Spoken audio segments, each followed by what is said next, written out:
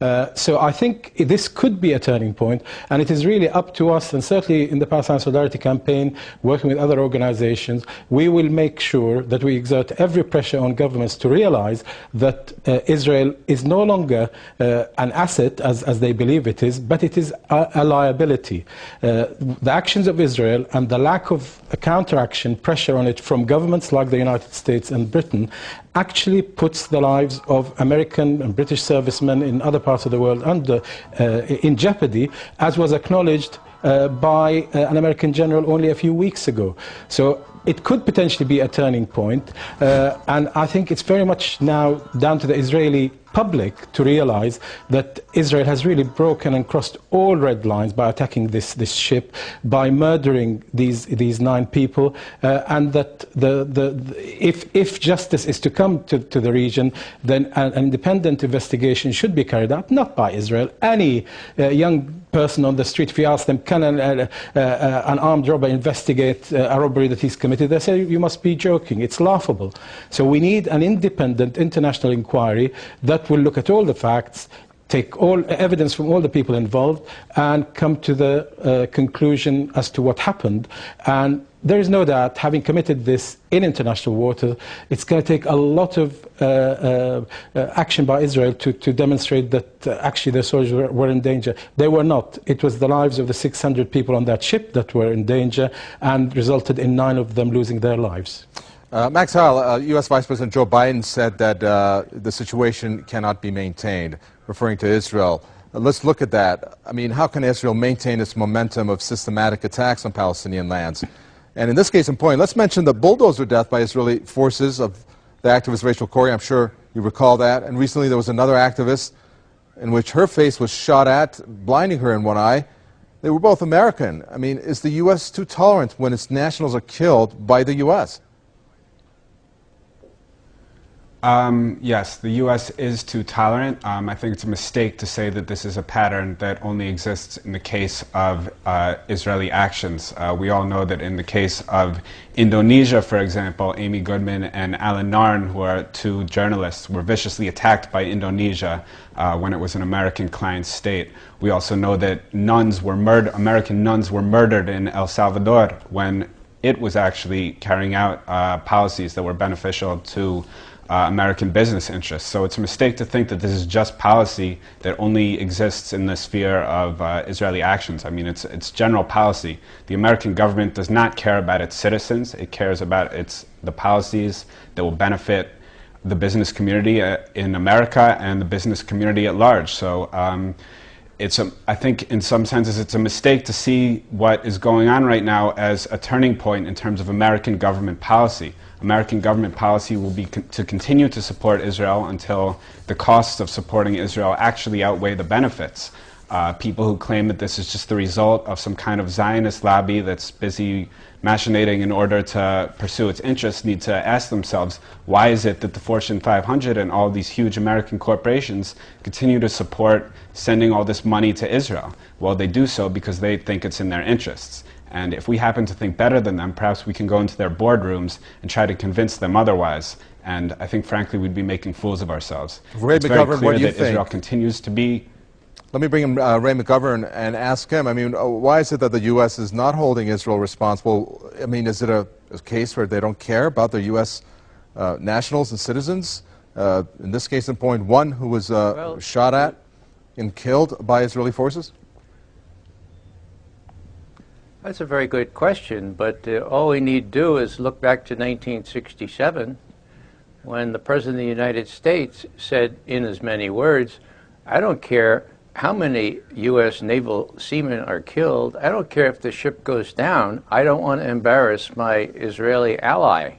Similarly, with the case of Rachel Corrie, she was deliberately killed and the U.S. did nothing, and now of course one of the people killed on the Marmara was a U.S. citizen.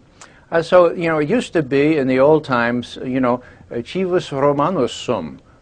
I'm a Roman citizen. That used to count for something in the world. That got St. Paul a hearing in Rome. Now, Civus Americanus sum means nothing, and Israel knows that. I'd like to raise one point that hasn't been mentioned. This is a very serious affair, different in kind from the others. because a major U.S. ally has been involved in an act of war. Now, I'll bet you were thinking I was going to say Israel. Turkey. Turkey is a major U.S. ally bound by the NATO Accords, a treaty approved by our Congress. There is no treaty. There is no mutual defense treaty between the United States of America and Israel.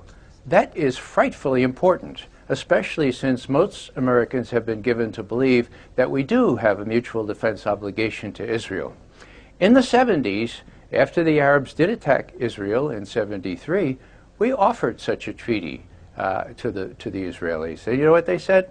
Well, thanks, but no thanks. And do you know why? Because international treaties require internationally recognized borders. And the Israelis wanted no part about talking about borders after they had extended their borders by virtue of war in 1967. And the other thing is that mutual defense treaties incur an obligation on both parties to let the other know before they're about to flail out and attack another country. And Israel didn't want to have to come to Washington and say, oh, by the way, we're going to attack Lebanon next week, or we're going to attack Gaza the following week, or we're going to raid Syria. They didn't want any part of that. So the reason that Israel is not bound to the United States by a mutual defense agreement is by their own wish not to be bound by those clauses. Turkey, on the other hand, Turkey is in a state technically it's in a state of war with Israel because Israel has attacked Turkish territory.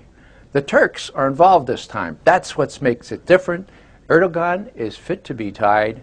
One of the reports says he's thinking of coming with the next flotilla. This is not going to end because no matter how much love there is for Israel on the part of the United States government, there are other people involved now, including a United States ally.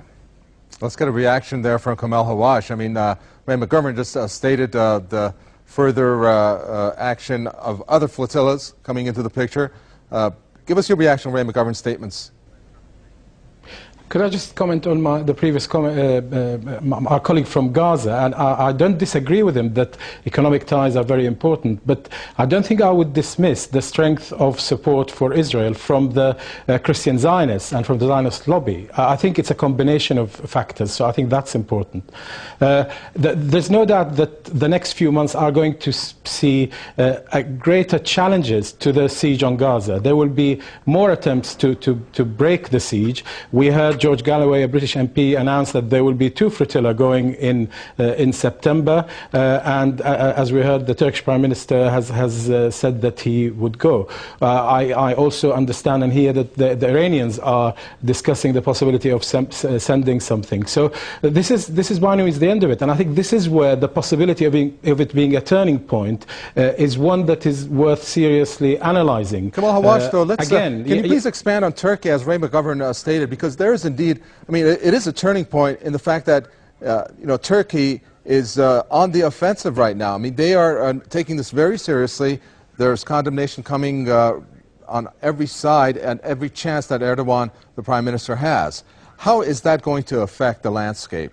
I mean, at the same breath, can you please tell us, is, on the other hand, the U.S. cornered into a defensive diplomatic position to contain this fallout from this attack?